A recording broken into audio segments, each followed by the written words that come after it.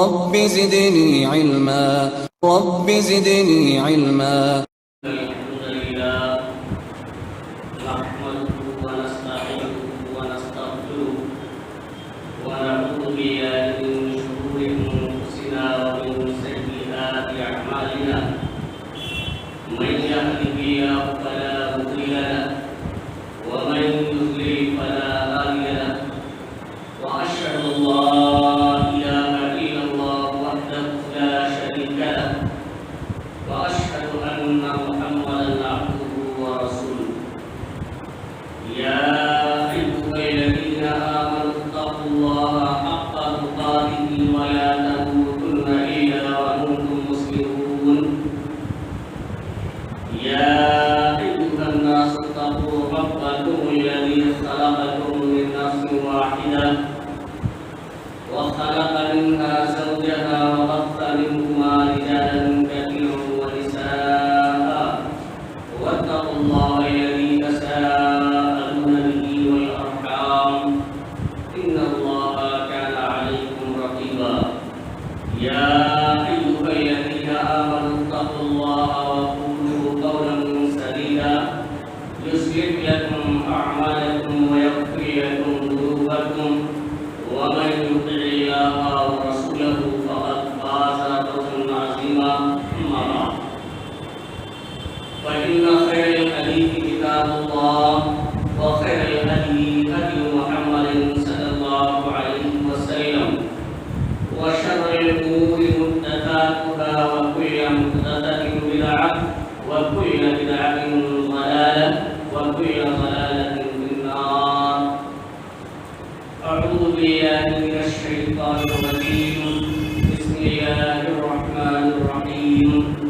اليوم أكملت لكم دينكم وأتممت عليكم نعمتي ورضيت لكم الإسلام دينا.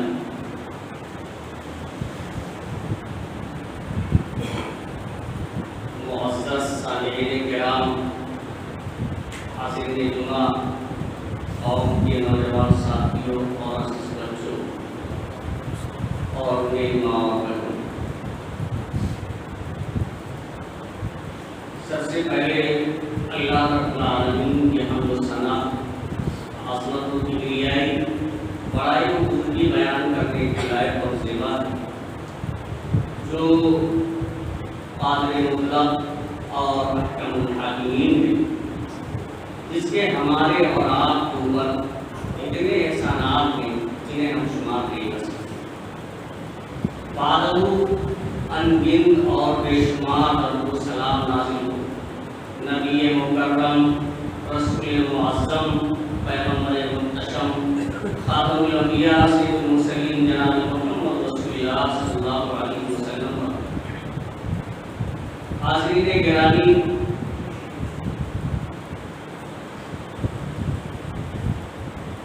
عربی کا یہ کون سا مہینہ ہے اور اس کی آج کون سی تاریخ ہے، یہ ہم سے اور آپ سے مخفی نہیں ہے. شعبان المعظم کی فضیلت اور اس مہینے میں نبی صلی اللہ علیہ وسلم کے اعمال کے تعلق سے کچھ باتیں آپ حضرات کے سامنے پہلے ذکر کی جا چکی ہیں. آج کی اس جمعہ کے خطبے میں واقع بقی کے تعلق سے کچھ باتیں عرض کرنا چاہتا ہوں. اللہ رب العالمین سے دعا ہے کہ الہ العالمین ہمیں کتاب و سنت کی روشنی میں صحیح بات کہنے اور کما اس پر عمل کرنے کی توفیق عطا فرمائے. آمین. حاضرین گرامی، مسلم شریف کی ایک روایت ہے 974 نمبر. اس میں اس بات کا ذکر ہے کہ اللہ کے رسول صلی اللہ علیہ وسلم رات میں جنت البقیع میں جا کر اہل بقی کے لیے دعا کرتے ہیں۔ اب اس حدیث سے کیا اس بات کا ثبوت ملتا ہے کہ اللہ کے رسول صلی اللہ علیہ وسلم جس رات میں اہل بقی کی مغفرت کے لیے وہاں جا کر دعا کرتے ہیں، کیا وہ 15 شعبان کی رات تھی؟ صحیح حدیث اس پر دلالت کرتی ہے یا نہیں؟ تو آئیے ہم دیکھتے ہیں کہ اس حدیث کے الفاظ کیا ہیں، تبھی بات واضح ہو سکتی ہے کہ اس کا تعلق اس سے بقی اور واقع بقی کا تعلق شعبان کی 15ویں تاریخ سے ہے یا نہیں۔ حضرت عائشہ صدیقہ رضی اللہ تعالیٰ عنہا کہتی ہیں، الفاظ یہ ہیں کہ لما كانت لیلۃ التي كان النبي صلی اللہ علیہ وسلم فيها عندي، یہ الفاظ ہیں کہ اس رات جس میں کہ اللہ کے رسول صلی اللہ علیہ وسلم میرے پاس تھے، یعنی اللہ کے رسول صلی اللہ علیہ وسلم کے قیام کی باری اس وقت اس رات میں حضرت عائشہ صدیقہ رضی اللہ تعالیٰ عنہا کے یہاں تھی۔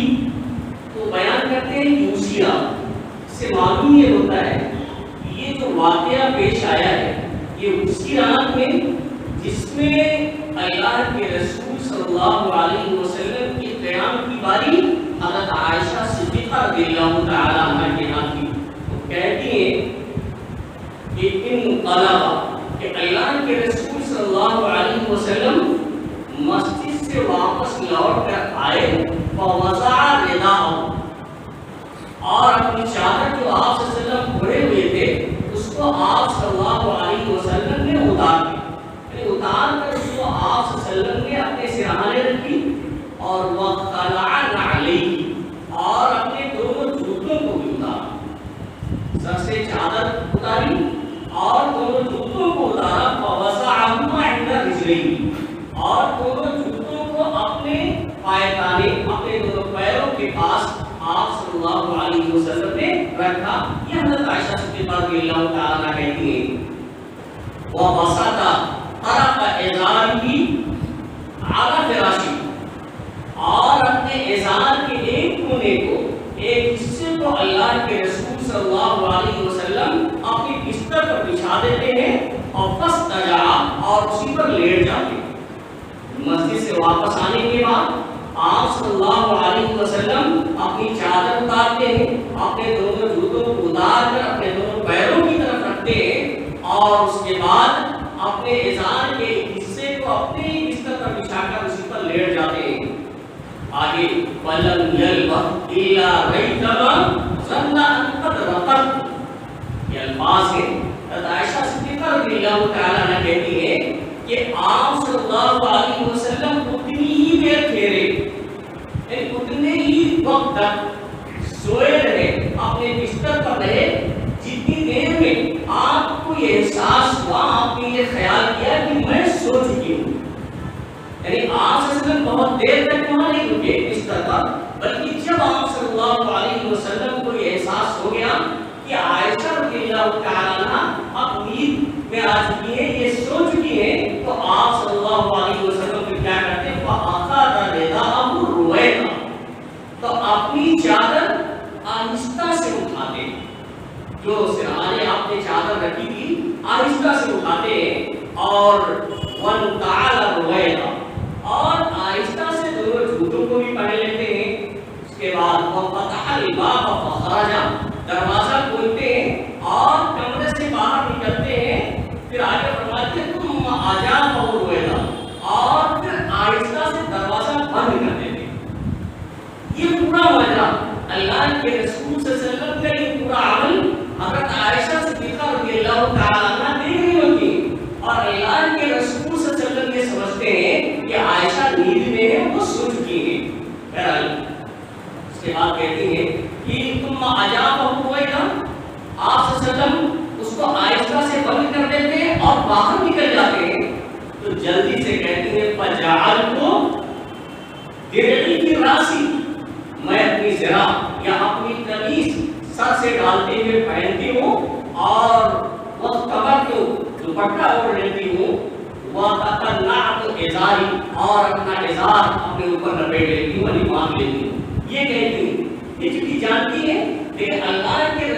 صلی اللہ علیہ وسلم کو اسٹائل نہیں ہوتا، یہ عمل کرتی ہے. اس کے بعد کہتے ہیں تم من طلب والا صلی اللہ علیہ وسلم، پھر میں آپ صلی اللہ علیہ وسلم کے پیچھے چل دیتی ہوں. یعنی آپ صلی اللہ علیہ وسلم آگے آگے جاتے ہیں، آپ کو اس بات کا علم نہیں ہوتا ہے کہ عائشہ بھی میرے پیچھے آ رہی ہے اور یہ کہتی ہے کہ میں بھی آپ صلی اللہ علیہ وسلم کے پیچھے پیچھے چلتی ہوں حتی جاء البقیع، یہاں تک کہ آپ صلی اللہ علیہ وسلم بقیع قبرستان میں پہنچ جاتے ہیں. اور اب وہاں کیا مانا ہے، وہاں جب آپ صلی اللہ علیہ وسلم پہنچتے ہیں تو فقام فاطال القیام، آپ صلی اللہ علیہ وسلم وہاں کھڑے رہتے ہیں اور لمبا قیام کرتے ہیں، دیر تک آپ صلی اللہ علیہ وسلم وہاں قیام کرتے ہیں، اہل بقیع کے لیے دعا کرتے ہیں. اور اس دعا میں ثم رفع یدیہ ثلاث مرات، تین مرتبہ آپ صلی اللہ علیہ وسلم اپنے دونوں ہاتھوں کو اٹھاتے ہیں، تین مرتبہ دیر تک قیام کرتے ہیں، کھڑے رہتے ہیں اور اس دوران تین مرتبہ ہاتھوں کو اٹھا کر اللہ کے رسول صلی اللہ علیہ وسلم اہل بقیع کے لیے دعا کرتے ہیں. پھر اس کے بعد ثم انحرف، اور جب آپ صلی اللہ علیہ وسلم وہاں سے فارغ ہو جاتے ہیں تو آپ وہاں سے مڑتے ہیں اور چلتے ہیں. تو یہ کہتی ہیں کہ فانحرفت، کیونکہ اللہ کے رسول صلی اللہ علیہ وسلم سے نہ تو انہوں نے اجازت دی تھی، نہ آپ صلی اللہ علیہ وسلم کو بتایا تھا، اپنی چادر ازار وغیرہ لپیٹ کے وہ بھی پیچھے پیچھے آ گئی تھی. تو آپ صلی اللہ علیہ وسلم جب مڑے تو یہ بھی اڑ جاتی. اور اتنا فاصلہ ہوتا ہے، الفاظ سے معلوم ہوتا ہے کہ اللہ کے رسول صلی اللہ علیہ وسلم حضرت عائشہ کو پہچان نہیں پاتے ہیں کہ عائشہ بھی پیچھے ہے، یا جو سایہ نظر آتا ہے اس سے اللہ کے رسول صلی اللہ علیہ وسلم کو اس بات کا احساس نہیں ہوتا ہے کہ وہ عائشہ کا سایہ ہے. بہرحال آگے وہ ذکر کرتی ہے کہ آپ صلی اللہ علیہ وسلم جب لوٹتے ہیں پیچھے مڑ کے چلنے لگتے ہیں تو میں بھی چلتی ہوں. فَأَسْرَعَ فَأَسْرَعَ، آپ صلی اللہ علیہ وسلم تھوڑا تیز چلنے لگتے ہیں تو کہتے ہیں کہ میں بھی تیز چلتی ہوں. فَحَرْوَلَ فَحَرْوَلْ، اور آپ صلی اللہ علیہ وسلم اور تیز تھوڑا دوڑنے لگتے ہیں تو میں بھی دوڑنے لگتی ہوں. یہاں تک کہ کہتی ہے کہ فَأَحْزَرَ فَأَحْزَرْ، آپ صلی اللہ علیہ وسلم تک پہنچ جاتے ہیں، میں بھی پہنچ جاتی ہوں. لیکن فَسَبَقْتُ فَدَخَلْتُ، میں آپ صلی اللہ علیہ وسلم سے پہلے پہنچتی ہوں اور کمرے میں داخل ہو جاتی ہوں. پھر وَلَيْسَ إِلَّا أَنِ اسْتَجَعْتُ فَدَخَلَ، یعنی میں آپ صلی اللہ علیہ وسلم کے کمرے میں داخل ہونے سے پہلے پہنچ کر لیٹ چکی بھی ہوتی، کیونکہ بتانا نہیں چاہتی تھی کہ میں بھی آپ کے پیچھے آئی تھی. اس لیے وہ تیزی سے جتنا رفتار آپ نے بتایا راستے میں اتنی ہی رفتار انہوں نے بھی بڑھا دی، اور اللہ کے رسول صلی اللہ علیہ وسلم سے پہلے ہی کمرے میں داخل ہو کر کے وہ سو گئی. لیکن آپ کو معلوم ہے کہ بھائی آپ دوڑ کے آئیں گی تو دوڑ کے آنے کے بعد سانسیں پھولنے لگیں گی، پیٹ پھولنے لگے گا، وہ کیفیت بدل جاتی ہے. اللہ کے رسول صلی اللہ علیہ وسلم جب کمرے میں داخل ہوتے ہیں تو آپ صلی اللہ علیہ وسلم کہتے ہیں کہ ماذا کیا عائشہ. دیکھیں آپ صلی اللہ علیہ وسلم پیار سے اللہ کے رسول صلی اللہ علیہ وسلم اور عائشہ کو کبھی کبھی تعصب کر دیتے تھے، عربی میں سے مناسب اور رقم کہا جاتا ہے. تو یا عائشہ آپ نے کہا، محبت سے کہا یا عائشہ اشکر نہ دیا، کیوں دیکھیں کہ کسی لگ رہی ہو، تمہاری سانسیں کیوں پھول رہی، کیا بات ہے. تو عائشہ صدیقہ رضی اللہ تعالیٰ عنہ کہتی ہے لا شیء، کچھ تو نہیں. جیسے عام طور سے اگر کوئی چیز آدمی نہیں بتانا چاہتا ہے تو فوراً کہہ دیتا ہے کچھ تو نہیں. تو عائشہ صدیقہ رضی اللہ تعالیٰ اللہ کے رسول صلی اللہ علیہ وسلم پوچھتے ہیں کہ کہیں ڈر تو نہیں ہے، کوئی بات تو نہیں ہے، سانسیں اکھڑ رہی ہے، سانس پھول رہی ہے. تو حضرت عائشہ صدیقہ رضی اللہ تعالیٰ عنہ کہتی ہے کہ لا شیء، کچھ بات نہیں ہے، کوئی بات نہیں ہے. تو پھر آگے چونکہ آپ صلی اللہ علیہ وسلم کو احساس ہو جاتا ہے کہ کوئی معاملہ ہے تو آپ صلی اللہ علیہ وسلم آگے کہتے ہیں لَتُخْبِرِنِي أَوْ لَيُخْبِرَنِّي اللَّطِيفُ الْخَبِيرُ، تو مجھے بتاتی ہوں، ورنہ وہ اللہ رب العالمین جو باریکی ہے، ہر ظاہر و باطن کا خبر رکھنے والا ہے، وہ مجھے اطلاع کر دے گا، وہ اللہ رب العالمین بتا دے گا. ورنہ تم بتاؤ معاملہ کیا ہے. تو عائشہ صدیقہ رضی اللہ تعالیٰ عنہ کہتی ہے کہ ابی انت و امی، میرے ماں باپ آپ پر قربان ہوں، فاخبر ہوں. کہتی ہے میں نے آپ صلی اللہ علیہ وسلم کو پورا ماجرا بتایا، یہ آپ صلی اللہ علیہ وسلم کو بتایا کہ میں نے دیکھا کہ آپ ایسا کرتے ہوئے نکل جاتے ہیں تو میں بھی اپنا قمیص وغیرہ پہن کر کے آپ کے پیچھے آئی، اور جب آپ پلٹ کر آنے لگے تو میں بھی آئی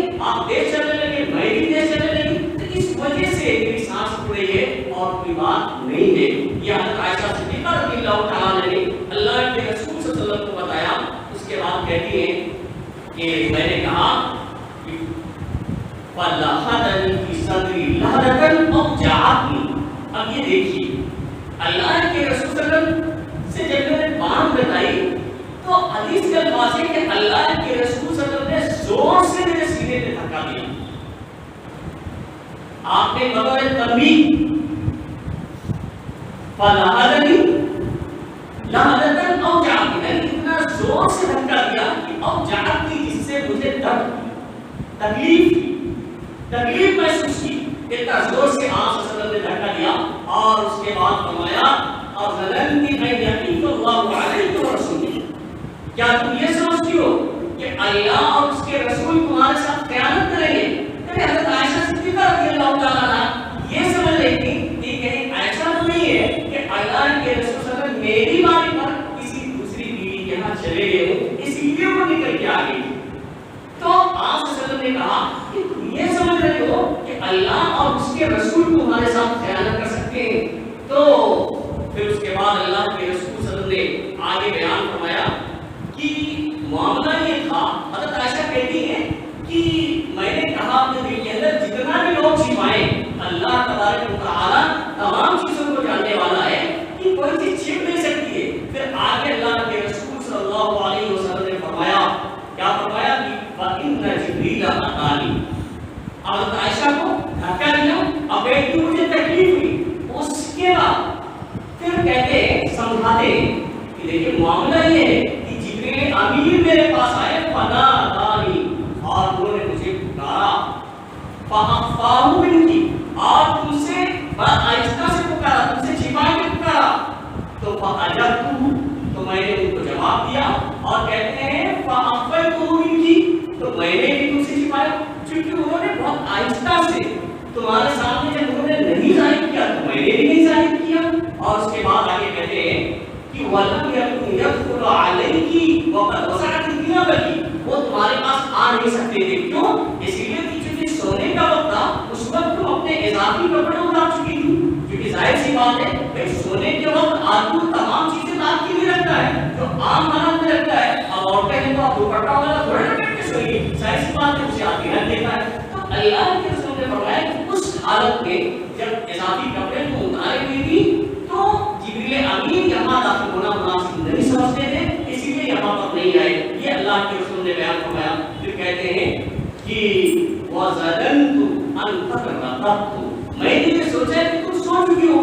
میرے ذہن میں یہ بات آئی کہ تم سو چکی ہو تو اس لیے فَكَرِهْتُ أَنْ أُوقِظَكِ، تو میں نے تمہیں جگانا پسند نہیں کیا.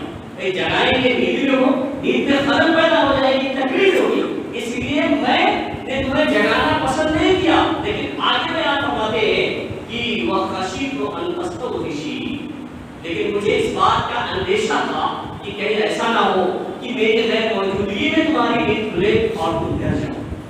یہ اللہ کے رسول فرماتے ہیں. پھر اس کے بعد کہتے ہیں فقال، جبریل امین نے یہ کہا کہ ان ربک یامرک ان تأتی اہل البقیع فتستغفر لهم، کہ جبریل امین آئے اور انہوں نے یہ کہا کہ تمہارے رب تمہیں یہ حکم دے رہے ہیں نبی صلی اللہ علیہ وسلم کو کہ تم اہل بقیع کے پاس جاؤ اور ان کے لیے استغفار کرو. اس وجہ سے میں وہاں پر گیا تھا. قالت کہتی ہے کہ قلت کیف اقول، پھر عائشہ صدیقہ رضی اللہ تعالیٰ عنہ کہتی ہیں کہ میں ان کے لیے کیسے دعا کروں. تو آپ صلی اللہ علیہ وسلم نے یہ دعا سکھلائی. کیا؟ السلام، تم یہ کہو السلام علیکم اہل الدیار من المؤمنین والمسلمین ویرحم اللہ المستقدمین منکم والمستاخرین وَإِنَّا إِنْ شَاءَ اللَّهُ بِكُمْ لَلَاحِقُونَ. یہ دعا آپ صلی اللہ علیہ وسلم نے سکھلائی. یہ دعا آپ پڑھا کریں. یہ مسلم شریف کی روایت ہے. راویہ حضرت عائشہ صدیقہ رضی اللہ تعالیٰ عنہا نے صحیح مسلم کی روایت ہے. اب آپ بتائیے کہ اس میں کہیں بھی جو آگے حضرت عائشہ صدیقہ رضی اللہ تعالیٰ عنہ نے ذکر کیا ہے کہ وہ رات میری باری کی تھی جس میں آپ صلی اللہ علیہ وسلم میرے پاس تھے، صرف رات کا ذکر ملتا ہے کہ رات میں آپ صلی اللہ علیہ وسلم استغفار کرنے کے لیے ان کے لیے دعا کرنے کے لیے، اور وہ باری حضرت عائشہ کی تھی. کسی مہینے کی تعین نہیں ہے، کسی تاریخ کی تعین نہیں ہے، تو ہم کیسے یہ تعین کر سکتے ہیں خود سے کہ وہ 15 شعبان کی رات تھی؟ حدیث میں کہیں سے اس کا ثبوت نہیں ملتا ہے. لیکن چند مسائل اس سے معلوم ہوتے ہیں، بہت سے مسئلے نکلتے ہیں، لیکن چند مسائل آپ کے سامنے میں ذکر کر دیتا ہوں کیونکہ حدیث آپ کے سامنے پڑھ لیے.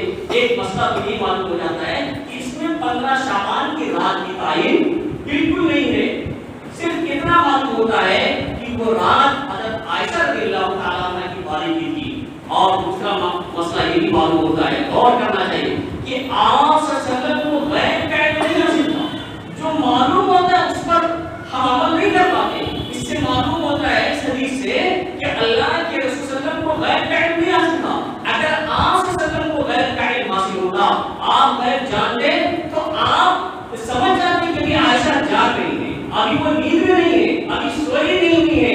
اور جب واپس لوٹ رہے تھے تو اس وقت بھی آپ کو پتہ نہیں چلا، بلکہ جب حضرت عائشہ نے بتایا کہ میں تھی تو آپ نے کہا کہ وہ سایہ تمہارا ہی تھا جو میرے سامنے چل رہا تھا. تو انہوں نے کہا کہ ہاں. تو اگر آپ صلی اللہ علیہ وسلم کو غیب کا علم حاصل ہوتا تو آپ صلی اللہ علیہ وسلم جان جاتے کہ حضرت عائشہ ابھی جاگ رہی ہیں اور وہ میرے پیچھے آ گئی ہیں. یہ بھی آپ کو معلوم ہو جاتا کہ یہ سایہ حضرت عائشہ صدیقہ رضی اللہ تعالیٰ عنہا کا ہے. تو اس سے معلوم ہوتا ہے کہ آپ صلی اللہ علیہ وسلم کو غیب کا علم قطعی طور سے نہیں تھا. وہی چیزیں آپ کو معلوم ہوتی تھی جو بذریعہ وہی اللہ رب العالمین آپ صلی اللہ علیہ وسلم کو بتا دیتا تھا. کیونکہ یہاں خود اللہ کے رسول صلی اللہ علیہ وسلم کہہ رہے ہیں کہ تم مجھے بتاتی ہو کہ نہیں، اگر نہیں بتاؤ گی تو اللہ رب العالمین مجھے خبر دے دے گا.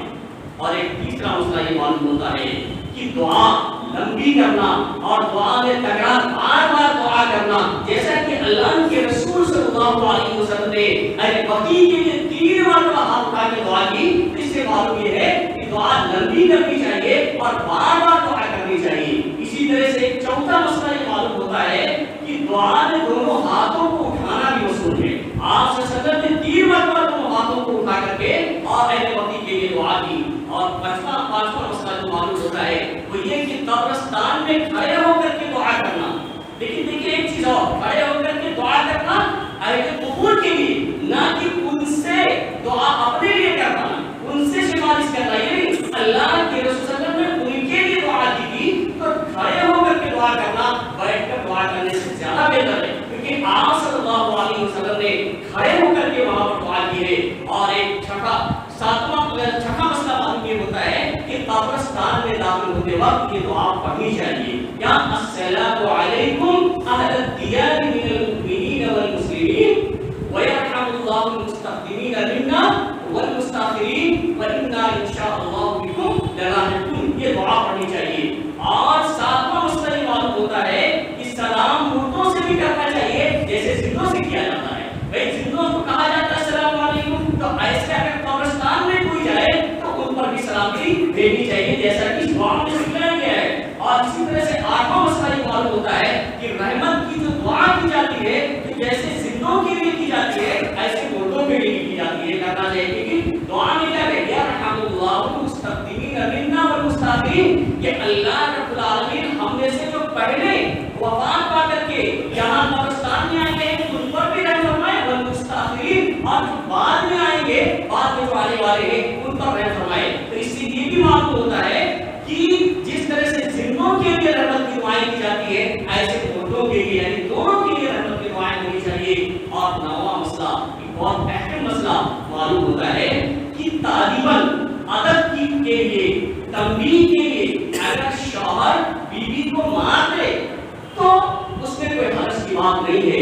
اللہ کے رسول صلی اللہ علیہ وسلم حضرت عائشہ صدیقہ رضی اللہ تعالیٰ عنہا کیا کہتی ہے، فَلَعَلَنِي لَهَذَا أَوْجَعَتْنِي، اتنا زور سے آپ نے میرے سینے کی صدری، میرے سینے پہ دھکا مارا جس سے مجھے تکلیف ہوئی.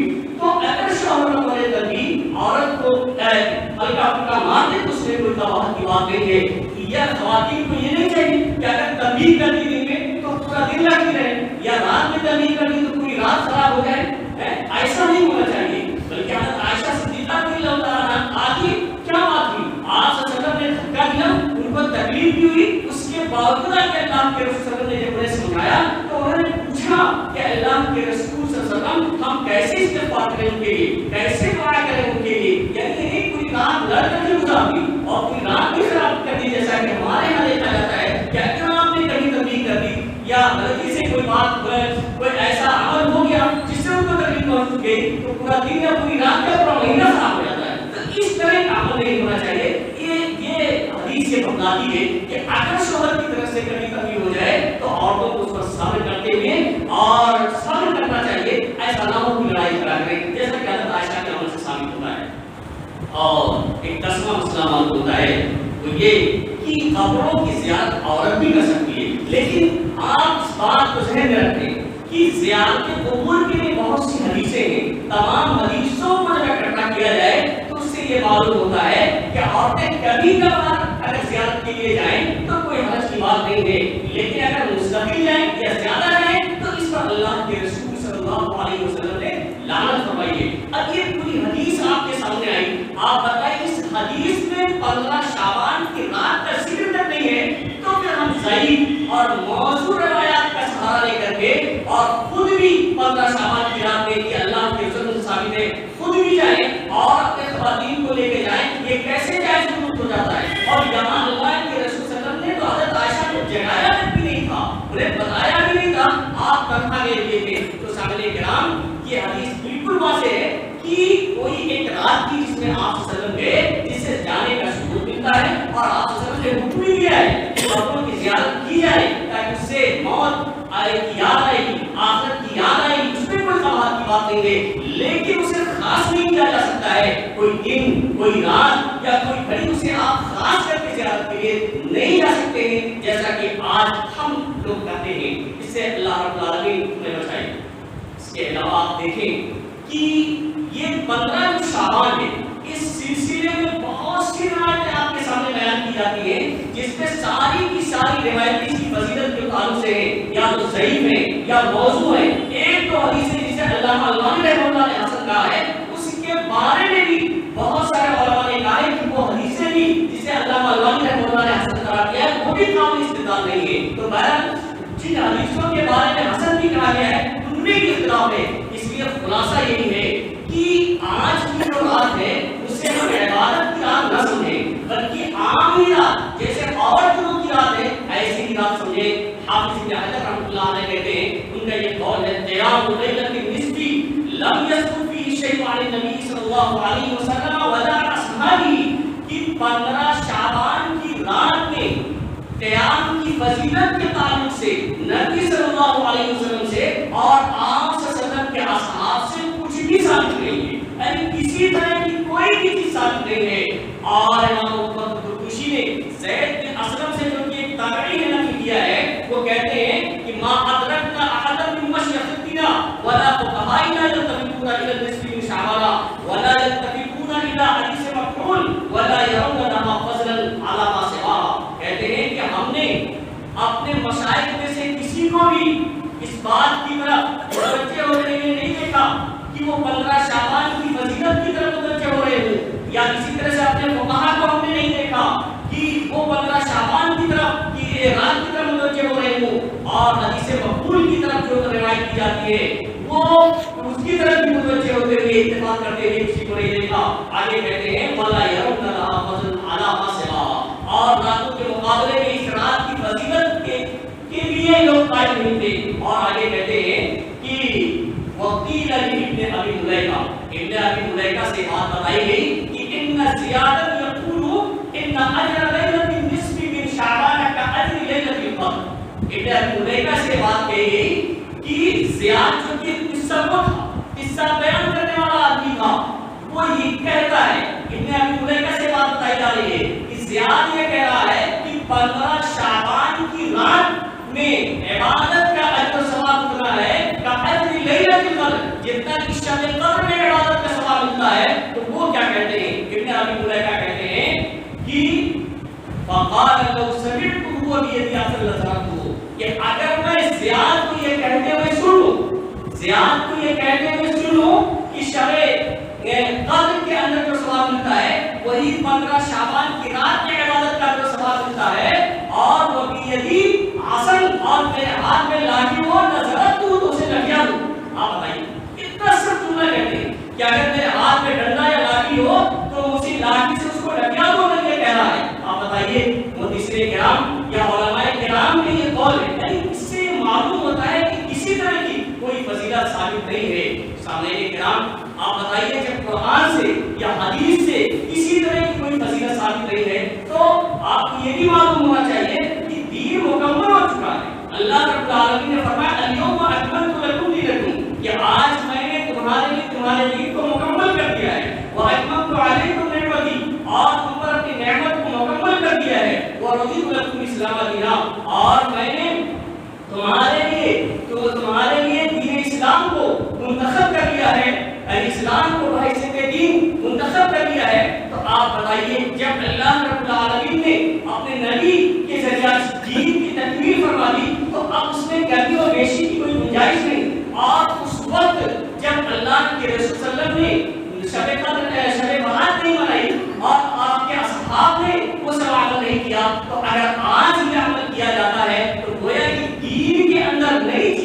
جاتی ہے. اور اس کے بارے میں امام مالک رحمہ اللہ کا ایک قول ہے.